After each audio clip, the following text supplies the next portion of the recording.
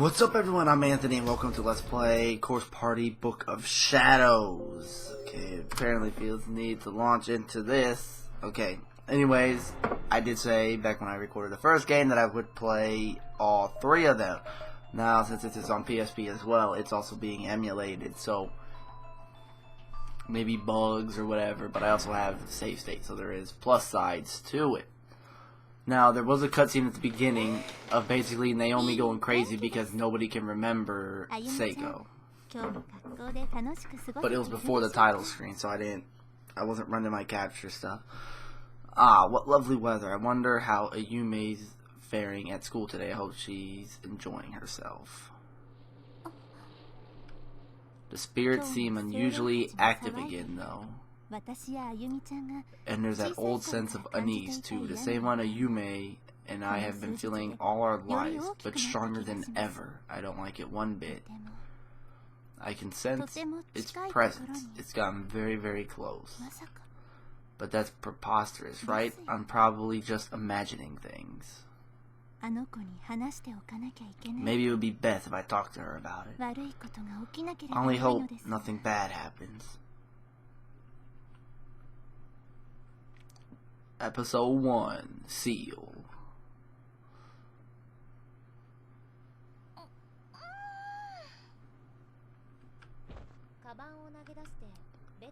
I threw down my bag, collapsed onto the bed, and stared up at the ceiling.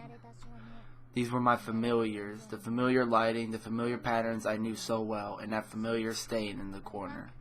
I remember when my dad made that stain. It was my 5th birthday, and he just opened a can of soda. I'd been shaking.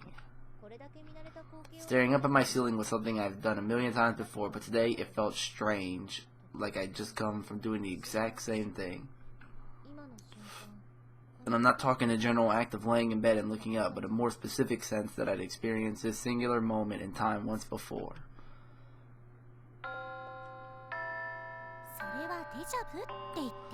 I believe that your term you're looking for is deja vu, supposedly.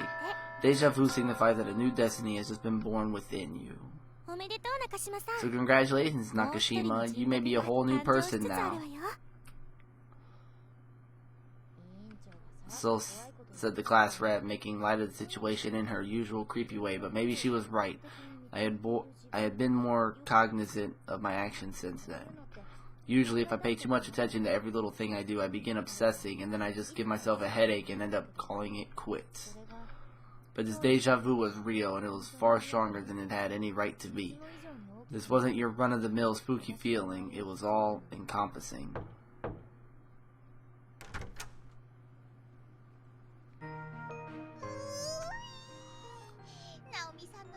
No matter where you go in this house, it all smells just like you, Naomi. Is this heaven? I swear, Seiko, doesn't it feel like this has all happened once before? What has? You sleeping over here. And then the next day we were both like, hey, let's go clothes shopping, don't you remember? Surely you jest. Long have I thought to capture thee and infiltrate the walls of this holy temple, but today marks my first successful conquest. Yeah, I guess that isn't the sort of thing I'd half forget quite so easily. Must just be my imagination. Finally, our flag has been planted. Seiko and Naomi together at last. You bet there's going to be lots of fun. But what's all this about a flag? Oh, I think you know. And so began my first ever slumber party with Seiko. The moment 5th period ended that day, we tore right out of school and loaded up all the junk food and drinks we could carry. Seiko and I had been friends forever, but neither of us had stayed in the other's house before, so we were both pretty excited. This was going to be fun. Naomi, do you mind if I make a quick call home? The kids know where I'll be, but I should still check in since I didn't have a chance to swing by. Sure, go ahead. Do you need to use the landline? No, my cell phone will be just fine. I just worry about poor little you know? He'd be sad if I didn't at least call. No problem, you do your thing and I'll take a quick bathroom break.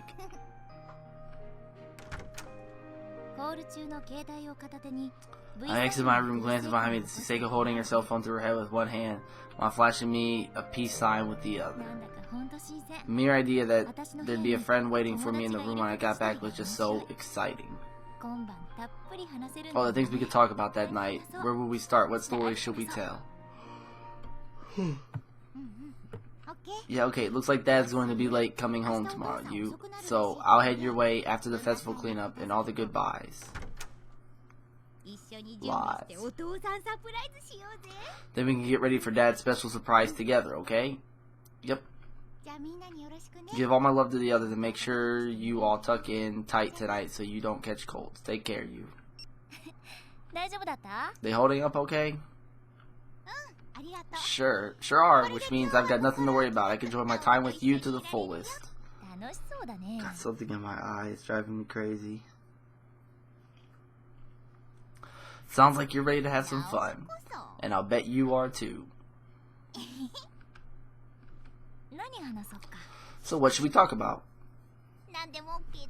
Anything you like. I'm just glad to have this blissful opportunity.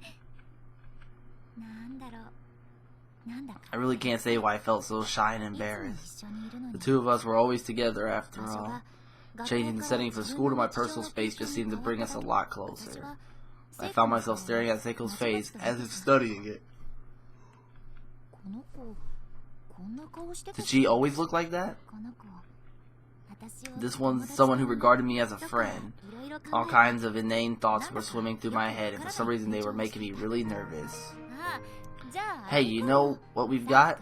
We've got that chocolate soda we bought. Want to try it out? Do I? Just try and stop me.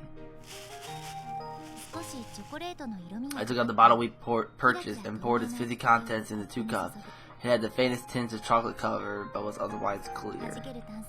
As it hit the bottom of each cup, that familiar comforting sizzle of carbonatic acid rising from the liquid echoed forth amidst a froth of bubbles.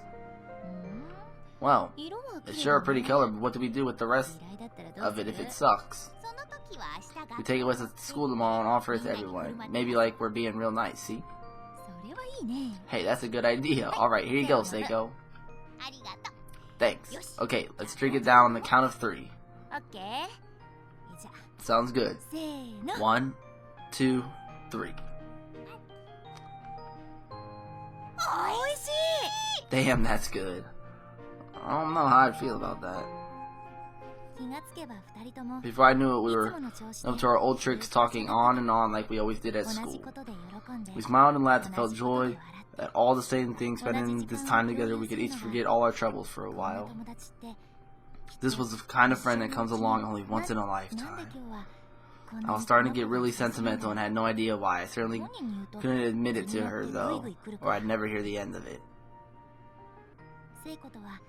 I just kept thinking to myself, I really hope Seiko and I could be friends like this, clean into adulthood for the rest of our lives even. Maybe it was that same weird sense of camaraderie one tends to feel during overnight field trips. I don't know. Mrs. Nakashima, this food is stupendous. Come on, Naomi, say ah. Thank you. You two certainly are close, aren't you?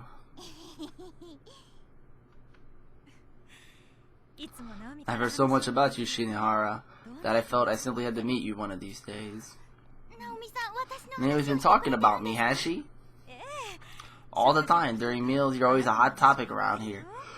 She never fails to have some story about where you two went or what you did. So I've been accepted by the family then. My tears of joy overflow at the prospect. I must be red as a beet right now. Seiko. Oh, and it's not just you. Naomi also loves talking about that Satoshi Mokita boy. Whenever he comes up, she just gets so excited. I think she likes... Mom, Ixnay on the Toshishe, okay? Sorry, dear. Don't worry, I know all about her feelings toward her beloved Mokita. Naomi may seem like a strong girl, but she's really quite the shy one. Hey, that was almost English. Stop, just stop. Well, you're certainly well informed. What say you and I have a girls' night out sometime? I'll treat you something good, and in return you tell me everything you know about Naomi from school. It would be an honor and a privilege, Mrs. Nakashima. Hey, come on now. Well, have you two gotten sufficiently stuffed? I've drawn a bath, so you should head in while the water's still warm. I assume you'll be okay going in together since you're both girls, no? Damn straight, my flag is firmly planted now. The day is totally won. She is crazy. Huh? What are you talking about? Are we really going to bathe together? And seriously, what's all this flag business about? Never mind that, just come on. This is Nakashima, we're going to borrow your bathroom. Roger that. Make sure you two get nice and warm. And is that where the one scene came from? The flashback from the first game? Seiko and I removed the lapels from our school uniform on the way to the bathroom dressing area. I still felt a little uncomfortable, so I suggested we bathe separately after all. But Seiko just mumbled that resistance is futile and said about taking my clothes off. There's only a few swift movements, she had my whole outer uniform stripped away in no time at all. She was a bona fide pro, a real expert at taking people's clothes off, disturbingly well practiced. Hot, hot, hot. No kidding, the hot water at your house doesn't mess around. Yeah, Mom likes to run the world's hottest bath. I keep telling her that when you're soaking, lower temperatures are better, but she never listens. Oh well. What's this? Is your body feeling chilled? Well then, take this.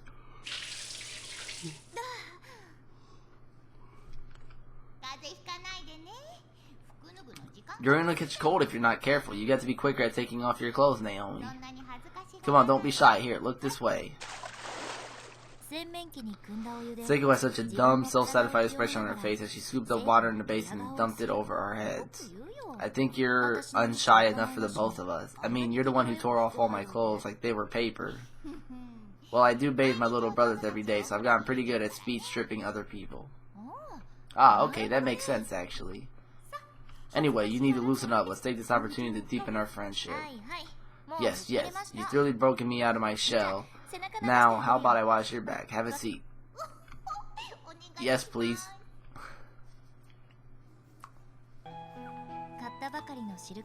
I've seen this somewhere. Was this from the first game? I lathered up a brand new silk towel with body soap and began washing Seiko's back, marveling at her perfect complexion. I never noticed before just what a classic beauty she was. I bought the special just for you, so I hope you're enjoying it. How's it feel? Yeah, that's right there. And that's when all language broke down and the sounds emanating from the bathroom began resembling strange animalistic cries rather than human speech. Cut it out, you sound demented. Just a little further up, please. Here? Yeah, right there. I made you itchy, I'll bet. Alright, hold still. It didn't take long for Seiko's back to become completely enveloped in soap suds, but I could still detect the reaction to my every touch.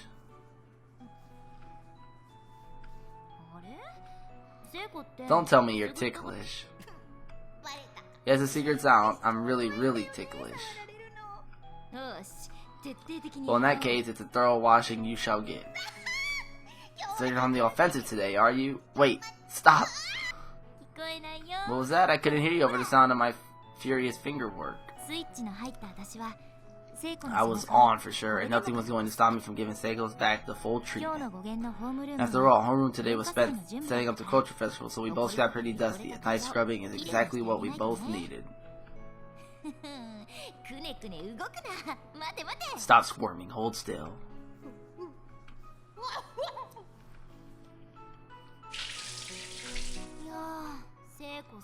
Man, Seiko, you're really slender. Your shoulder blades are incredible, like a cat's. Are they? I can't really see them, so I wouldn't know. But for you, it's all about that sexy, sexy collarbone. What? What? You sound like an old fogey or something. But so beautiful and so big. I don't think that's my collarbone you're staring at. As I gazed at Seiko staring at my chest with hungry eyes, I suddenly had another flash of deja vu, an uncomfortable one. My eyes drifted to her neck. There was some sort of mark there, a bruise that wrapped all the way around. Seiko, what happened to your neck? Did you scratch yourself or something? Something there? It's pretty faint, but there's a red mark. Don't remember injuring myself or anything.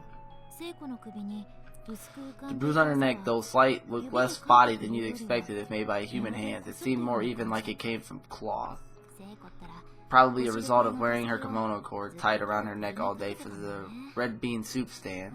What a shame to see her pure white skin so damaged. I hope it heals soon, whatever it is. Naomi? I can't hold back any longer. What now?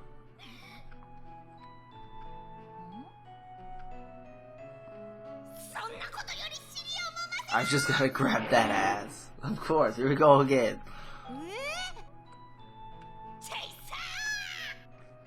Chase on. Seiko, seriously, cool down, girl. I think you've gone totally mental on me. I didn't see no red thing on her neck. I just can't help myself. So it seems like this game is probably going to mostly be about them two, I'm assuming. You know, we do have a spare futon. Don't worry, I'm fine right where I am. Two people sharing a single bed would make for a warm night, but if either of us rolled over, the other was going to wind up clean on the floor. Well, it looks like you're up against the wall, but I don't know, that might be the floor. I offered the bed to her and was perfectly willing to spend the night on a roll-out futon, but she wouldn't have it. Well, as long as you don't feel too crowded, I guess this is fine. It's all warm and cozy, I'd love it. If only I could kiss you like this, I'd die a happy woman. With that, she puckered her lips into a shape resembling the number 3 and looked at me expectantly. What had gotten into her? No, we better not. Happy woman or no, I'd hate to see you die. Damn, hoisted.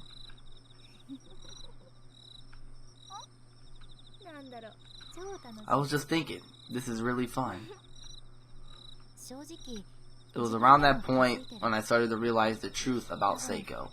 After all, if an outsider were to witness her blatant act of harassment and my complete dismissal of it, they'd assume we were more than friends too. But it's not like I was actually in love with her. I really didn't feel that way at all. I just thought of her as a very dear friend and figured this closeness we had was pretty normal.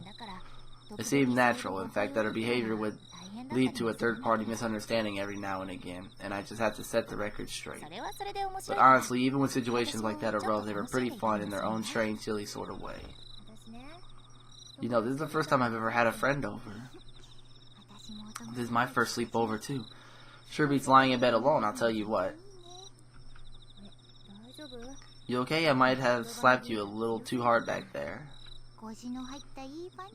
You sure did put your back into it, slugger, but don't worry, I'm just fine. Seiko was rubbing her face slightly where I struck her, but smiling from cheek to cheek. Sorry again. Hey, how about I come stay over at your place next time? What do you say? I say yes, yes. That way I can introduce you to the little ones. You are absolutely welcome anytime. Thanks. The moonlight crept its way in through my bedroom window, giving the whole room a dreamlike glow. Soon enough, I was beginning to nod off. Where was I? Was I dreaming? No, it was just my room. I could feel Seiko's warmth next to me. Or maybe I was somewhere else entirely in this whole world. All my life experiences were just one big dream. Man, it's hard to form a coherent thought when you're dead tired. Well, tomorrow's a big day. Let's get some sleep. You said it, from a sleepover right into a culture festival. We're true challengers. Don't you dare oversleep. If you do, I'm pulling back the blankets and putting an ice pack on your stomach. Oh, don't you worry about that. I'm such an early riser, I put middle-aged woman to shame. I'll hold you to that. Anyway, good night, Seiko. Good night.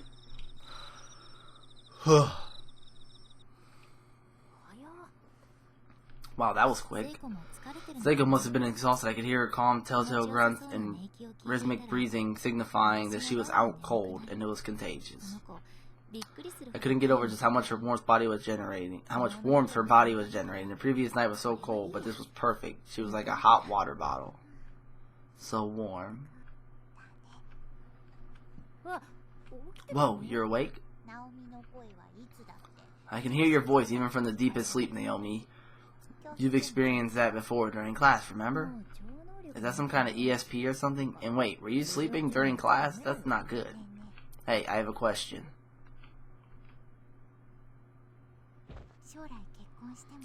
In the future, even after you get married, will you still spend time with me like this? What? Of course I will. Talk about a bolt from the blue. For true. For true. I mean, we're friends, you know. Through thick and thin. And we always will be. Thanks. Man, you're really a spaz sometimes, you know that? Seiko yanked the covers up over her head like some girly anime heroine, and she really did think of me as more than a friend. How was I supposed to react? Naomi? Let's always be together. You bet. Good night, Seiko. Good night. Seiko and I seem to be thinking the same thing. We were both so happy, but there was another side to the coin. There was a certain awkwardness as well. It was a strange sensation. Soon enough, Seiko began moaning and breathing heavily for real. She had fallen fast asleep facing me, curled into a fetal position. As I lay there staring at her head, my hand moved on its own volition and began gently stroking her hair. Strangely, it didn't feel awkward or embarrassing at all. Perhaps because I knew she was asleep, it just felt natural. I slid my hand more towards her back and continued rubbing her head gently like a mother would her child's. What a lovely shape her head was, perfectly round.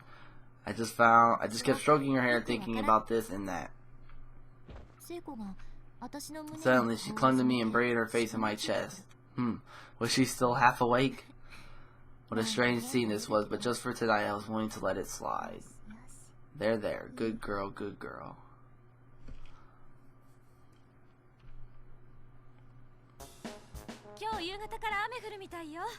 It's supposed to rain all evening, so make sure you both take an umbrella with you. Got it. Thanks for the loaner.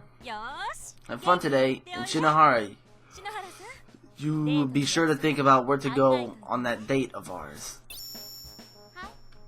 Yes, mother. She's not your mother, you know. Seiko had woken up ungodly early and pulled my futon away, forcing me up with a chill and a sneeze.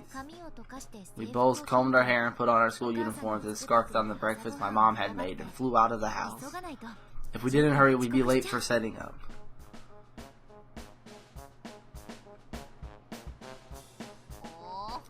Things are looking pretty grand this year, too. Yeah, it's really coming together. But I forgot. I have to go get the bowls from the prep room, Seiko. You go on into class, will you? Roger that. Oh, and I'll take your bag for you. Give it here. Thanks.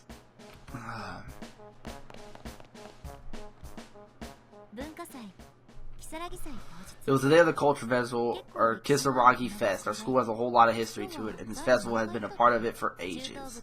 Every student in the junior and senior high alike was busy getting ready for the festivities, which were due to start in around 30 minutes. I wondered if I'd have any extra time afterwards to go check out the other classes' project. We previously watched the bowls we were planning to use and laid them out in the home ec prep room. With these bowls in hand, I proceeded towards class 2-4. I climbed the usual staircase and head toward the usual room, stepping carefully so I wouldn't drop any dishes. The plan this year was to host a red bean soup restaurant. I could smell the sweet red bean paste more and more clearly with every step I took. I'd eaten so much food at breakfast, and here we had even more food rearing its head. But when it comes to sweets, I say bring it on. Morning, everyone. These look like there'll be enough bowls for today, don't you think? Good morning. Morning. Yeah, that looks like it'll be plenty. Hey. Morning, Kishinuma. Morning, Satoshi. Naomi. Satoshi seemed a bit out of sorts. He was just staring blankly. Was he still half asleep? It bothered me to see him like that, but I literally had my hands full, so I really couldn't dwell on it. I pushed on into the classroom. But I couldn't actually see what was in front of my feet, and I have to admit it was kind of scary. It would be a real challenge not to drop anything. Naomi, good morning, my dear. You've been with me all morning. Seiko, stop grabbing my ass. Haven't we already said our good mornings anyways? But how can I resist an opportunity like this? Naomi, hands restricted, unable to fend off my advances.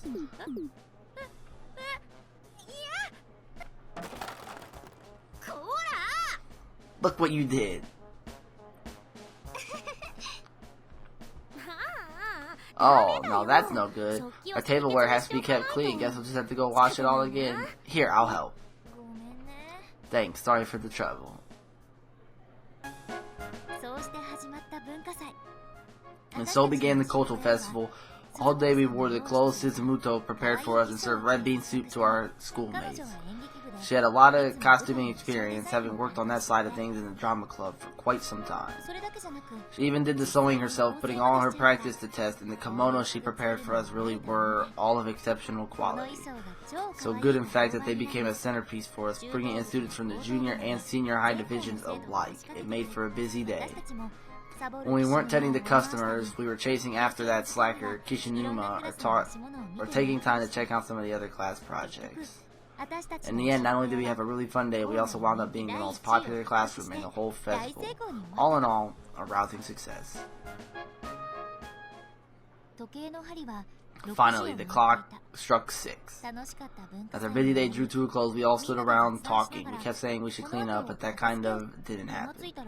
Before I knew it, there were only 7 of us left in the classroom. Satoshi, the class rep, Seiko, Morishige, Kishinuma, Suzumoto, and myself. It seemed everyone else had already gone home. Our homeroom TA, Miss Shishido, showed up with Satoshi's little sister in tow, but they were it. We 9 became the de facto cleanup crew. And that's where the first game began. Finally done. Good work, everyone. The place is looking like a real classroom again. Those dumbasses who went home without helping are sure going to get a piece of my mind tomorrow, though. Not much as a clap ref, I can't even hold everyone together long enough to clean up after ourselves. Though you did manage to keep Kishinuma here, surprisingly. Oh, shut up.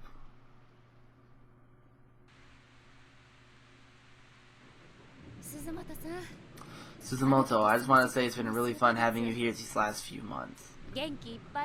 I can't tell you how many times your positive energy helped bolster my spirits. Always remember that you're loved and respected. We may not have said much to that effect, but we've all been watching you blossom here. I lent a hand where I could and did my best to help guide you, but ultimately you walked your own path and become a fine young woman. Miss Yui. It takes a special person to achieve what you've done without even realizing it. It's been an honor to serve as your homeroom TA. I wish you all the best at your new school.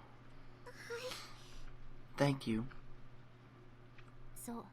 I think she's the one who got splattered against the wall in the last game. Unfortunately, this 3D farewell brought us all back to reality. During the holidays following the cultural festival, Suzumoto was being transferred. This was to be her last day at Kizuragi Academy High School. Everyone here loved her, so this was a sad occasion indeed. She was truly a kind person, possessing no ulterior motives and harboring no ill will towards anyone. The thought of her leaving was just plain depressing. But time waits for no one, and sadly the time had come to say our goodbyes. As one final hurrah, an occult-obsessed class rep asked us to perform some friendship ritual called Sachiko Ever After. Upon mentioning it, she produced a paper doll from her bag. It was a lot like those proxy dolls you'll sometimes see in Shinto shrines, designed to absorb bad karma in somebody's place. Visually, this whole thing just seemed like the setup for a cursed sea ants or something.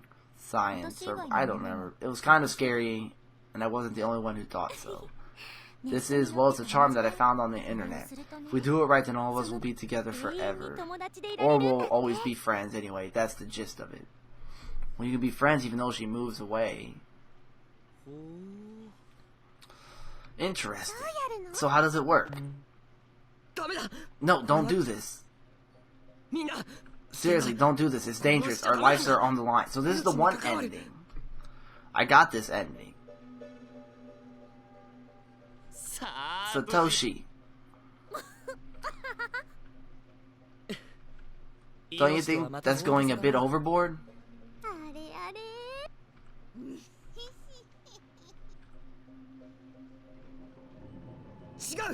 Look, I'm not joking. I'm dead serious here. Satoshi had always been so easily spooked, and in true form, he was pleading for his life that we stop what we were doing. It didn't sound that scary, though. Don't worry, Mokida. This isn't my usual creepy fare. I gotta say, it's rare to see you get this worked up. Yeah, it's the one end. It's the bad ending. In the end, 8 of us proceeded with the ritual as planned, while Satoshi sat down off to the side, tears in his eyes. I kind of felt bad for him. But this was for Suzumoto. We all wanted to give her the best possible send-off, so all I could really do was silently wonder what had gotten into him. Please, I'm begging you, stop this. Don't go through with it. Why won't anyone listen to me? He's really serious, like as serious as I've ever seen him. What is it, Satoshi? What is it that has you so worried? It's a time loop. This has happened before, all of this. I remember it, and what's coming next is worse than you could possibly imagine. Sorry, but I'm through trying to convince you. Just be a good boy and wait for us to finish, okay? A time loop. Is he experiencing deja vu like me? Is some new destiny being born inside of him like the class rep had said before? Come to think of it, this does feel a little familiar. This room, the atmosphere, this charm. I barely dug my nails into paper doll, but all the while I was frantically foraging through my memories, trying to figure out what I was missing. We're going to pull on it until it rips apart into 9 pieces, okay? On the count of 3. With pallid face, Satoshi quickly rushed over and grabbed the paper doll himself. He was joining us after all, it seemed.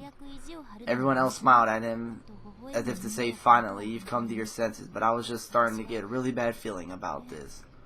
No, there's definitely something wrong here. Ready? 1, 2...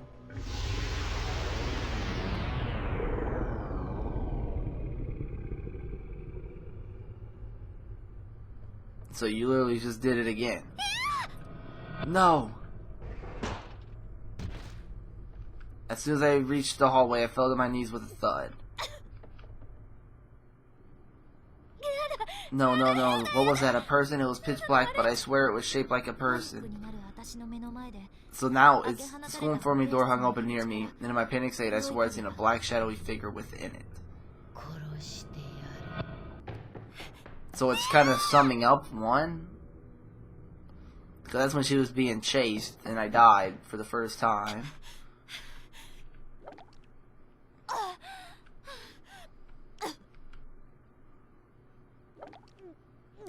And now Seiko will come. Mine had been completely overtaken with fear. What was that?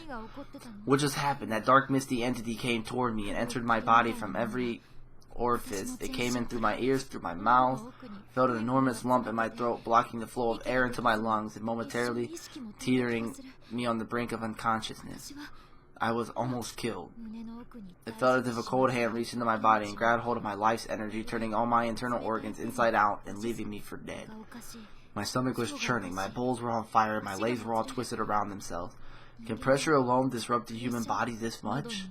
The odor and flavor of my own gastric juice is still gnawing on the back of my throat. I felt like I was going to throw up again, but I held it in.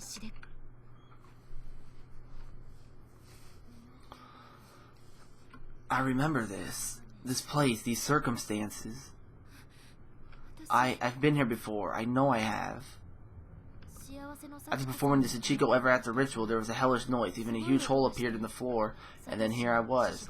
There was no sign of Satoshi or Mitsushido or the class rep or anyone else. Only Seiko was still near me, collapsed in a heap on the floor. Seiko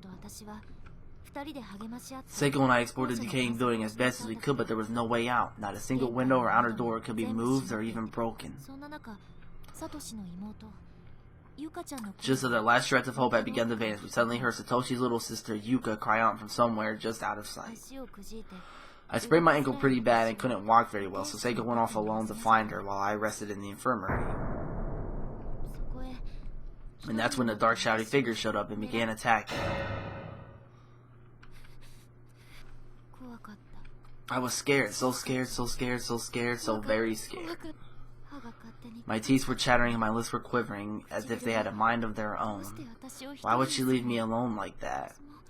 I told her I'd go with her to look for Yuka, so why? Why did she leave me behind? Was I going to slow her down? Was I going to get in her way?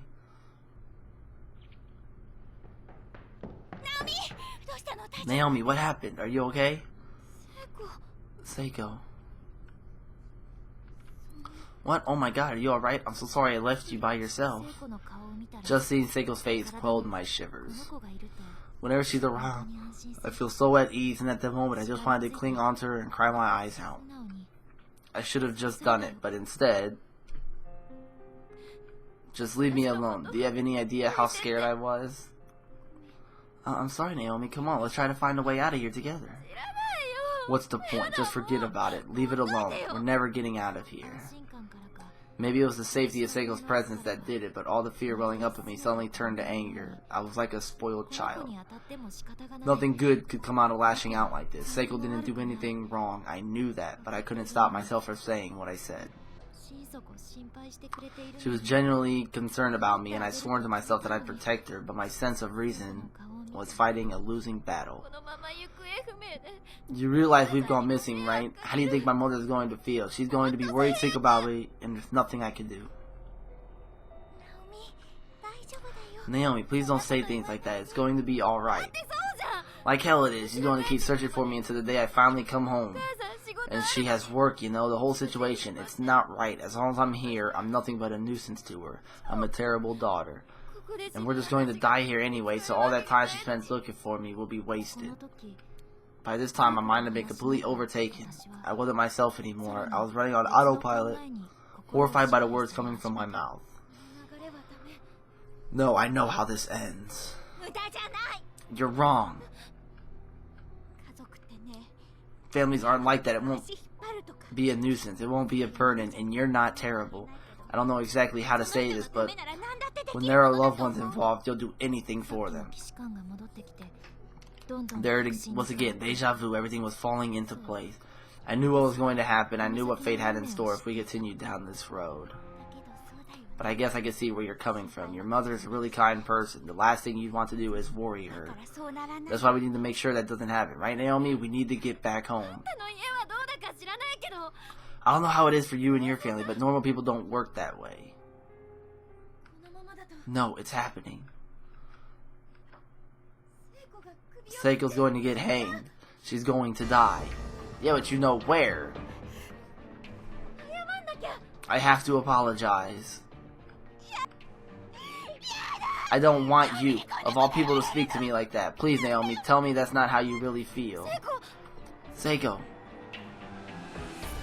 Okay, well, I'm at a first choice, but I'm gonna end it right here. I know it's kind of a dumb place to end it, but it's already almost 40 minutes, so it's a lot of talk. We haven't had any gameplay till right here, so whew. Thank you for watching. Be sure to like the video. Don't know why I keep yawning either, and subscribe so you know when I upload the next part.